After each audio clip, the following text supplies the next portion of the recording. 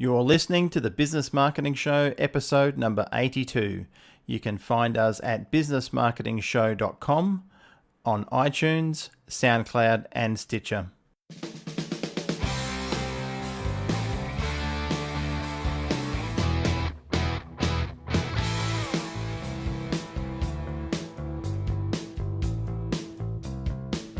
Hi everyone, this is Ed Keay-Smith from the Business Marketing Show, here with my co-host Brendan Tully. And on the show today we have a special guest, Winnie Hadad. Now Winnie is a specialist in all things to do with China, in particular with doing business in China. And she was actually born in Hong Kong, educated in Hong Kong and Malaysia, Melbourne and Perth. So she's certainly had a lot of experience in being educated in different places. She is a Juris Doctor, Commerce, and a Master's in Science as well. And she's also a lawyer for the law firm Hopgood Gannon in Perth here. So welcome, Winnie, to the podcast. Thanks for coming on the show. Thank you, Ed. So, and Brendan. Yes, and Brendan. We can never forget Brendan. So, thanks, Ed. So Winnie and I are both in Perth. Now, I met Winnie at a networking business event a couple of months back, and we've had a few meetings and connections, and I've also joined, thanks to the invite from Winnie, the Hong Kong Australia Business Association chapter, which is in Perth. There's ones across Australia, and that is making connections with people who have a strong focus of doing business in China or bringing business from China to Australia. So we figured that's a very, very popular subject and a massive growth area for anyone in the Asia Pacific region, or anyone overseas as well, but the main focus is going to be Australia and China. So I thought, who better to have on the podcast to talk about this subject other than Winnie? And Winnie's just had a trip over to China and Hong Kong, I believe, to some events over there. So she's going to share those experiences of what has been happening. So Winnie, give us a little bit of a backstory, if you can. So you were born in Hong Kong. How long was it before you came to Australia? How old were you? I was 16, and I came for 2 years of high school before I did university education in the University of Melbourne. Fantastic. And so Melbourne then led you to come to Perth, and what brought you over here? Actually, there was in-between steps. After graduating at Melbourne, I went and worked in Hong Kong, and that is just before the Hong Kong get handed over to China. From Hong Kong, I went to work in mainland China. I returned to Perth because my family decided to live in Australia to be closer to me, but they chose Perth because they love Perth being in the right time zone closer to Asia, but they didn't actually check out the map. Between Perth and Melbourne, it's a long distance, and I ended up working in China. So that's how we all ended up back in Perth, because when you have a child, you want to be closer to your mum. So we all congregate back to Perth. Okay. So do you still go back to Melbourne at all for any reason? Have you still got connections there? Not family, friends, and it's also a big community of older migrant of Chinese. And I understand that some demographer, it's already indicating that is going to be a bigger community of Chinese residents in Melbourne, actually. So I'll keep that connections as far as I'm doing business with China and having the dialogue of East Coast Chinese and West Coast Chinese. Okay, fantastic. And currently you are working for the law firm Hopgood Gannon. So what is it you're doing there? I'm qualified solicitor. I have an earlier conversation with people interested to do more with China or attract Chinese investment into the projects.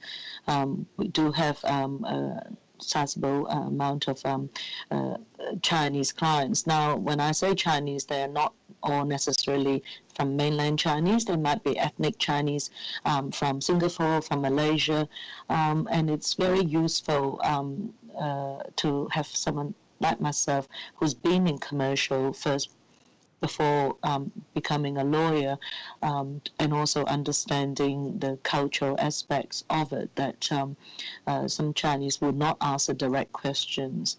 And so the pricing method of just 6 baht per minute might be a bit too much for the Chinese to ask the right question in the first place when they use legal services.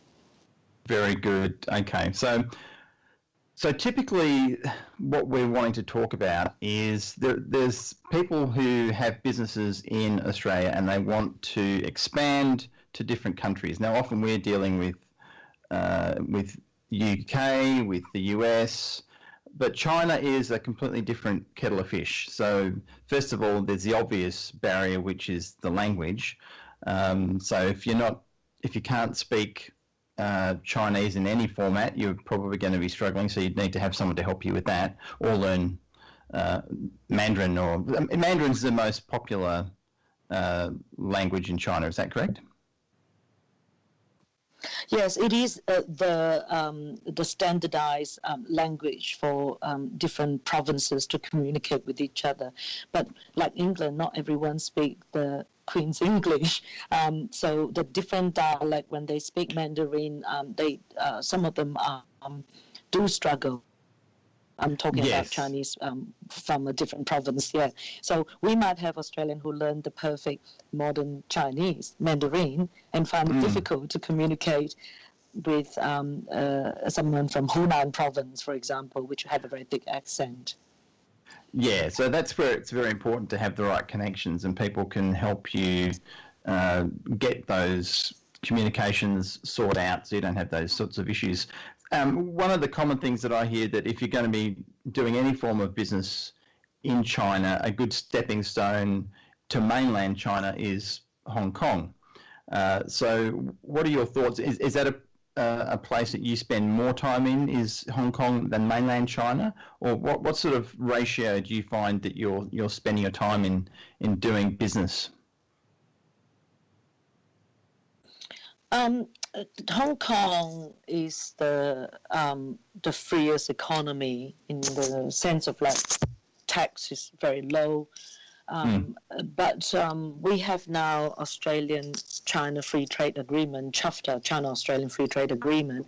So over time, those taxes will be lower. But in answer to your question, how much time I wanted to engage deeper, a lot of the times I go via Hong Kong and spend majority of the time in China. Depends on what I'm doing. Hong Kong market for listing is still one of the quite a desirable market to list. The corporate governance, the transparency, the regulation, and it's an English-speaking place. But I want to touch on the fact that you're saying language is important going to China. It is, but it's more important to get an appreciation, and I'm going to just have a helicopter view of China. Yeah. And we talk about 1.3 billion people, and that's the last official statistic, and this is rising. But China is not a monoculture.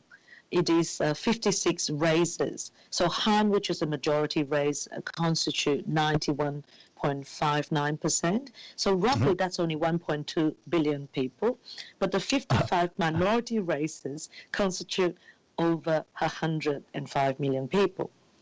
So, so with that in mind, that's hilarious to think that the minority races in China are 5 times the size of, 4 times the size of Australia's population. That's hilarious. And yeah, and their the cultural habits are very different. So also they're organized by provincial. So you've got basically 34 administrative regions or divisions. So you have 22 provinces, 4 municipalities, 5 autonomous regions, and 2 special administrative regions. So those 2 special administrative regions are Hong Kong and Macau. Mm-hmm. And Right, so okay. with that, when people say, how do I do business with Chinese? My first question is, where, which part? Because if you were to group the GDP or GNP for every single administrative regions and by colors, darker red being in the trillions of dollars, you find 20 years ago there's lesser of that darker red region, and now there's a lot more. So we're talking about more advanced economy. So if we are trading with products that Australian are known as premium product, naturally it's beneficial for us to target the area with the more advanced GDP. So China economy is actually it's a collection of underdeveloped, developed, and developing economies all in one. Yeah, okay, fantastic. That's good information because it is a very large subject matter of where do people go, where does one begin. So you really need to do your research or have a conversation with someone like yourself who can consult people before they're going to even and go anywhere near doing business in China. They need to work these sorts of things out. So speaking to someone like yourself would be money well invested. Now, you've just come back from a conference in China. Can you tell us more about what that was? We're actually doing a few roadshows with companies that are wanting to have a presence in Australia. Some in our listing environments, others wanted to know what projects they can embark on. We happen to be at what they call an annual liquor and candy festival in Chengdu, and that's kind of an odd combination. When we say candies, it's not just lollies, it's actually all the snack food that will go with liquor. And some of our very renowned vineyards or smaller ones will go there. The expo ground is so huge that it actually took over majority of the hotels and transformed them to extra showground areas. And it's amazing. I don't suggest if someone had never been to China to go to an expo, they should belong to like a delegation that assists them to access. Otherwise, you just get overwhelmed by the size and the activities that happen. It just never stops.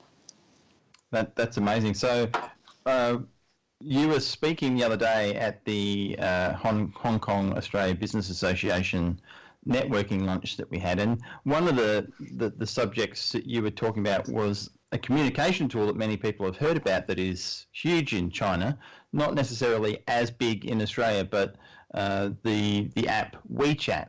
So that's something that you feel is an important tool to use. Can you expand more on that, please?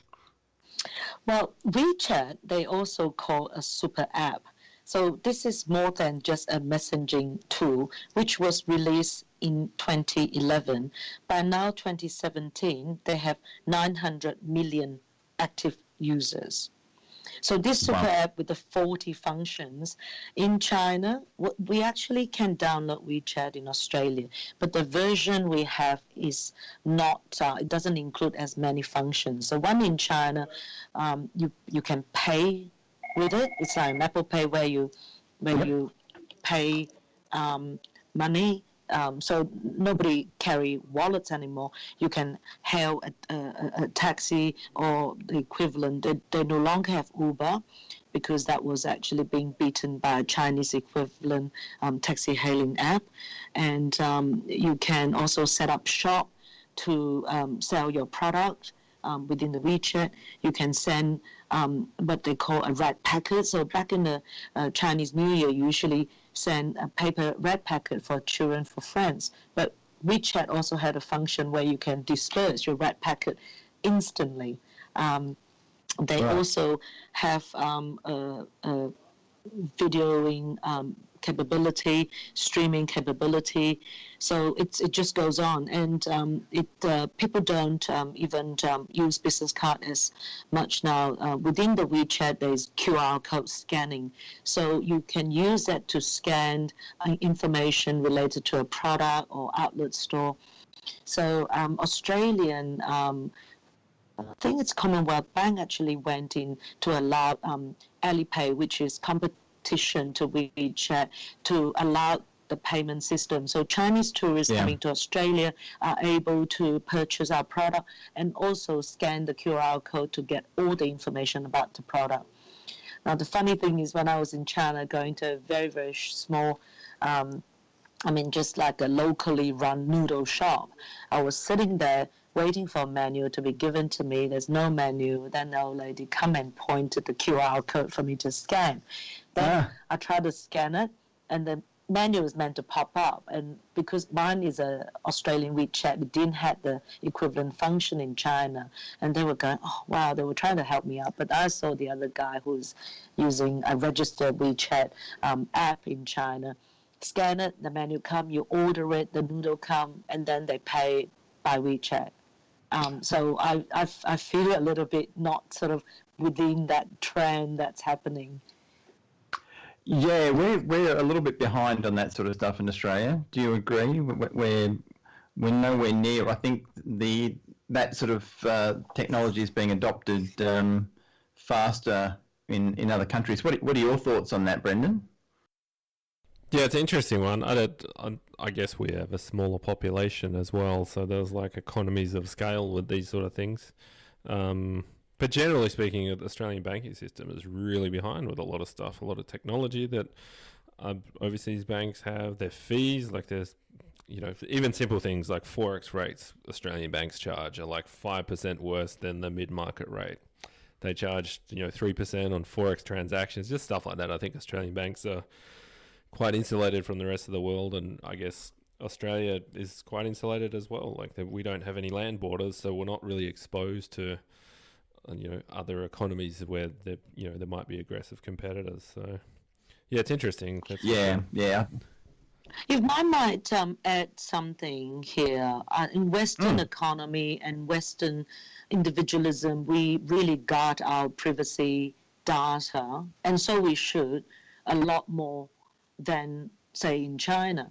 Chinese attitude about privacy is if you don't have any intention to do anything illegal, then you can have my data. So the digital economy actually require a population that are open to letting the data, big data, help them. And one of the big reasons that drive that is the convenience you get.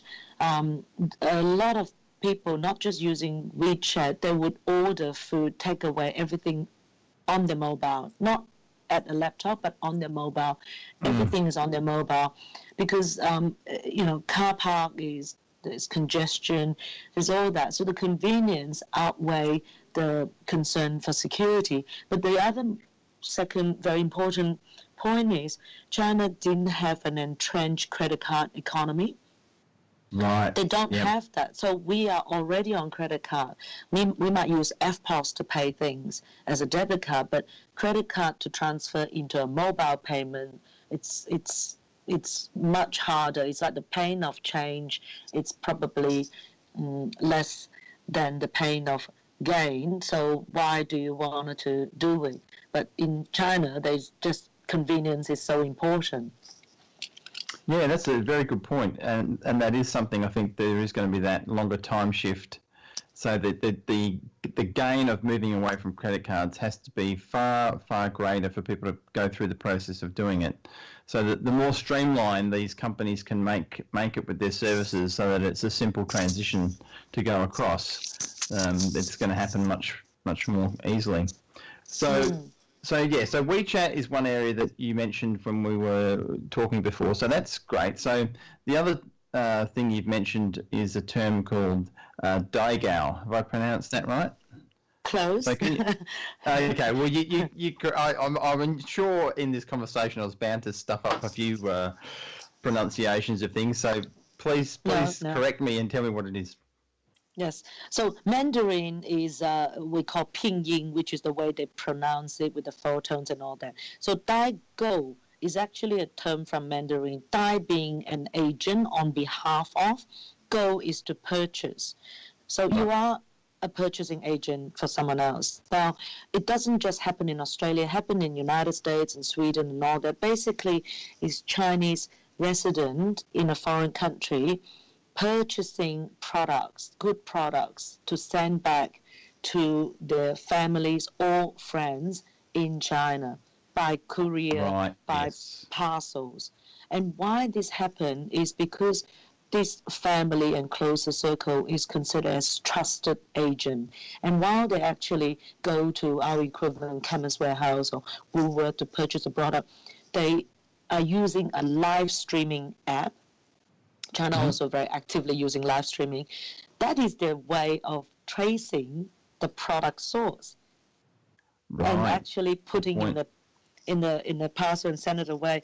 And this is mainly arises because of Chinese not trusting that the product on the shelf necessarily is not a counterfeiting product, even though it might be from overseas.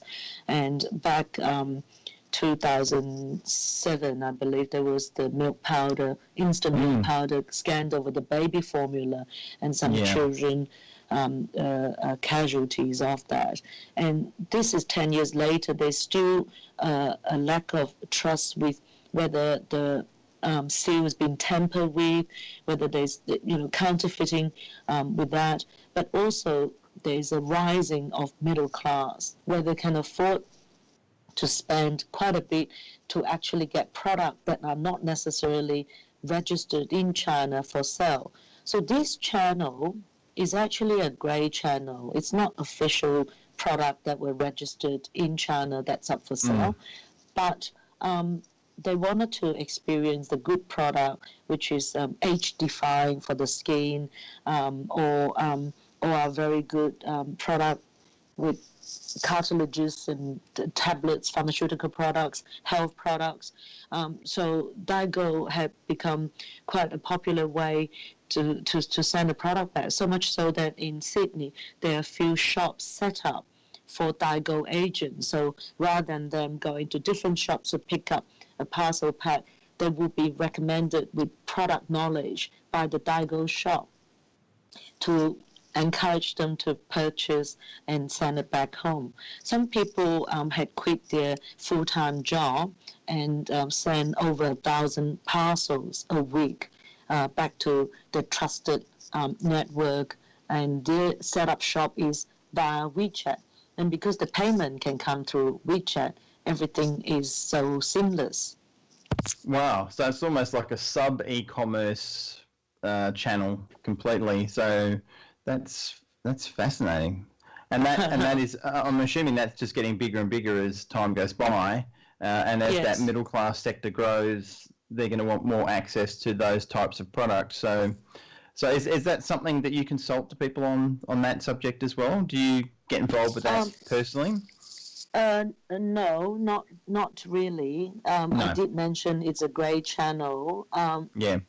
If Chinese very had strong execution, and I'm talking about policies, execution ability. So if they introduce a new legislation to be very strict on not letting this channel come through, they can. But I think people who are interested in Chinese market have to be aware the power of this Daigou. I'm not necessarily encouraging this is the way to introduce your product in China, but just that it exists. The awareness is very important, because your product suddenly ended up in a lot of places in China, but then they can also dump your product, so you don't have full control of your size of the market and production. I think awareness is the most important. on that topic, also wanted to talk a little bit about Singles Day. And Brendan, have you heard of Singles Day? I have. Right. Is that the Alibaba good. Day? Is that what it is? Yes, Yep. absolutely. So for people who hasn't heard of it, they thought it was a dating app. I said, no. This is a online one-day discount, which is far bigger than Cyber Monday and Black Friday. Mm. And last time, I think the figures, it's in the billions that transacted within a day. But the interesting thing is they always tested the logistic exercise on the day, because more parcels need to be delivered. It's no point getting something and not getting it delivered. I liken it to Valentine's Day. For listeners never heard of it, it's like you buy for yourself on that day. It started when there were lackluster in the actual e-commerce. Then Alibaba uses they pick the day 1111. So there are a lot of professional singles. Well, they can't buy anything on Valentine's Day. Why shouldn't, that sometimes we reckon the best present we receive are the ones that we bought for ourselves anyway. So on that day, they have severe discount, and they put a lot of traders under pressure, but also some traders become very good at what they do on that day. With the logistic, with different combination, permutation of delivery. And still, as far as China road is built, high-class freeway, but you still got township and villages that you see a product probably will have to change hand to so many, including a motorcycles to actually deliver. So every year I watch it with a keen eyes as to how they better prepare for the next year. It's almost like a marathon challenge every year. But funny enough, people say, this only happened in China. Even US is reporting it. Well, it's e-commerce. There's no longer a boundary, isn't it? No, exactly. That is the case. And only in the news today, I was just reading how Toys R Us in Australia and Babies R Us are now in receivership. And, so there's the retail sector, the physical retail sector globally is just struggling immensely. There's only a few that are really working out how to leverage both physical retail and working in with e-commerce. And then you've got companies like Alibaba and Amazon who are just absolutely doing massive business. So I think if you're not paying attention, and that's one of Brendan's subjects in his wheelhouse is e-commerce. So Brendan, what are your thoughts on where this is going in terms of e-commerce in Australia and doing business in China? Yeah, it's an interesting one because I don't think a lot of Australians are blind to some of those forces overseas. Even Amazon, like FBA in the US, people don't realize how advanced e-commerce is in overseas in some of these bigger countries. So, it's interesting, and I think, that again, Australia is kind of behind in e-commerce. Like they don't, there's so much technology overseas, and fast shipping, and the distribution network of some of these overseas companies is just mind blowing. So it's an interesting sector, that's for sure. But also within Australia, like we have some clients who they sell internationally, and quite often the packages are received by overseas customers faster than packages within Australia, which is just crazy. Like I think I don't know, we're kind of insulated from some of those things that are happening overseas. Like they just haven't happened here yet, I think. So yeah, it is bizarre. I mean, I order a lot of things on eBay and Amazon and DHgate and AliExpress and various places, and they typically, depending on how much I've paid, if it's free shipping, it takes longer. And usually anything I order with free shipping, I expect it to be a couple of weeks, and I'm not worried because I don't need it. It's just something that when it gets here, that's fine. But other things that I want sooner, if I pay, I might pay $15 or $20 for delivery from China, it's here typically in 3 to 4 days, which is as fast, if not faster, than anything I've ever ordered in Australia that has to come from Melbourne or Sydney. So I just shake my head every time and go, how is that possible? How can that? And when you watch the tracking, you see how fast it moves from China and you watch all the different delivery points on your tracking app, you go, wow, it's pretty mind-blowing how that all just goes. Sorry. On that topic with e-commerce, I'd like to share something. The phenomenon called O2O happening in China. It's online to offline and offline to online. And it's called omni-channel way of delivery. So the people who are in online environment, like Alibaba and Tencent, they find certain things, there's still a gap that they require to have that face-to-face experience. So while they're making their money from the e-commerce, they started to transform certain shops into experience shops, and also where they can return their product. So people no longer go to the shops actually just to buy the stuff. They will put on an AI to actually experience what they will feel like. And they have stylists, for example, if it's homeware, to style them, to put things together.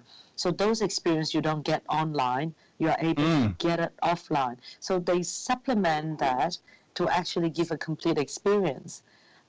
So that itself, it's pretty amazing. Even in as far as shopping for food product, there is a supermarket which is completely, it's not manned by anyone. It's called Hema. Hema translated is hippopotamus. And that's it's a grocery shopping where everything is automated, and you get your product knowledge by scanning in all the products and knowing when it actually got put on the shelf.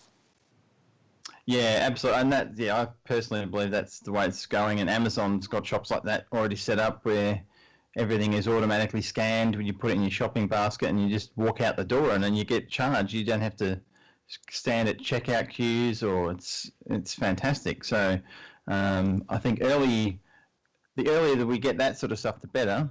And look, in the subject of what we're talking about there, one of the big talking points at the moment is the whole One Belt, One Road initiative. Can you explain to people who've never heard of that what that is, please, Winnie?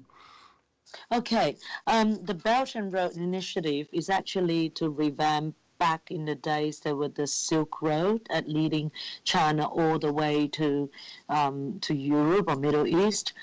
So there's the two-pronged approach. It's probably not best translated, 一带一路, One Belt, One Road. So one is the Silk Road, which is on land, and the other one is the Silk Road, that's Marine Silk Road, which is along the sea.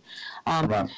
The logistic reason why they want to rebuild this infrastructure is to link up all the different economies to actually, there's a lot of have and have-nots and the trade barriers and all that. So this is China embarking with all the nearby countries to open up the corridor, the channel. In fact, they have run the first train from a place in China called Yiwu near Shanghai to London, and it takes less than, say, 12 days. So what the implication is for companies are, traditionally, you've got to be close to either airport or seaport, otherwise your cost of freighting will be adding on to your overall cost. Now, it's in between cities that are not close to the coast and not close to the airport. They now have an opportunity to trade with others along that Belt and Road. That's only from the logistic conversation side.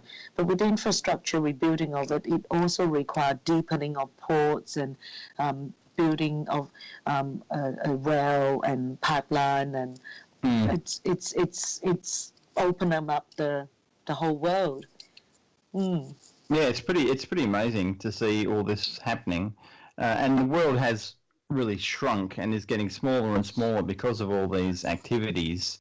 So it'd be fascinating to see where things are in another 10 years, let alone 20 years. But it's all moving so fast.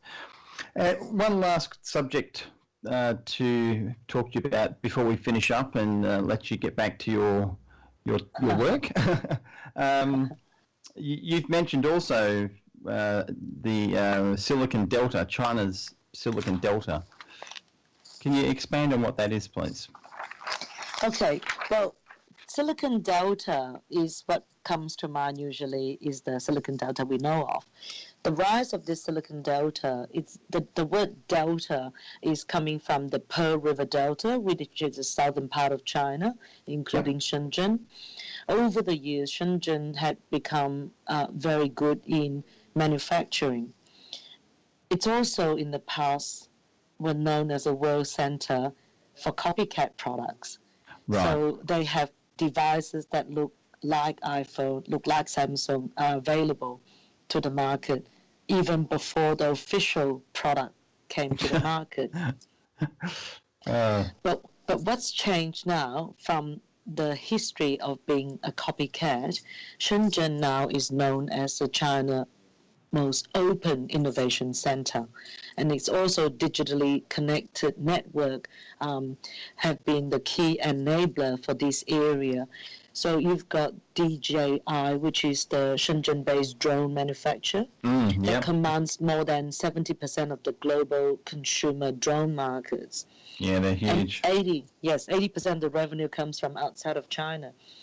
The thing is, you have the innovation, you have the money. What you also need to have is an advanced manufacturing, so you can run many iterations. Because any innovation we know of, your first goal was not the perfect products. You need a lot of innovation, iteration to actually get that product right. And having a manufacturing base and now becoming an advanced manufacturing base allow many iterations to get the product right. So they are able to do a prototype within a day when you come off something. So it's an incubator, and also the venture capital company is also set up there at the forefront. So you've got the robotic startup, you've got the smart city infrastructure. They all congregate there. So that is the rise of the China's Silicon Delta. Yeah, awesome. Thank you.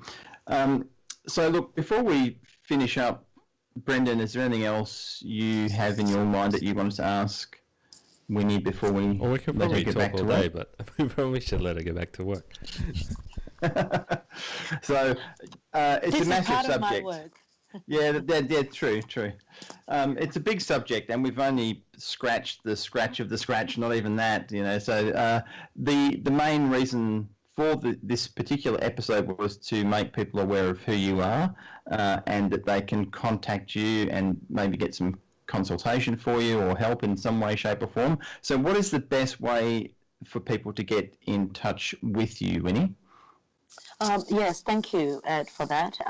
You can follow me on LinkedIn, and also I'm based in Perth at Hopgood Gannon, and it's very easy to actually find us on the website, www.hopgoodgannon.com.au, and I'm Winnie Hadad.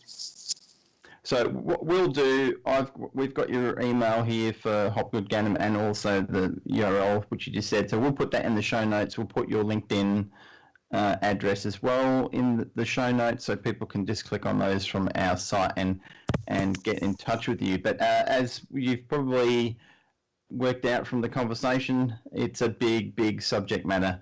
But you've got to start somewhere, and doing your research before you enter into these types of markets that you haven't been in will save you a lot of time and hassle by speaking to someone like Winnie. So thank you very much for your expertise and your time, Winnie. Greatly appreciated you coming on the show. Thank you, Ed, and thank you, Brendan. Awesome. Well, thanks, Brendan.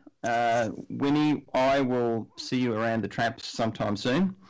Have a great day, and thanks everyone for listening to the podcast. Bye for now. You've been listening to the Business Marketing Show. You can find us at businessmarketingshow.com, on iTunes, SoundCloud and Stitcher.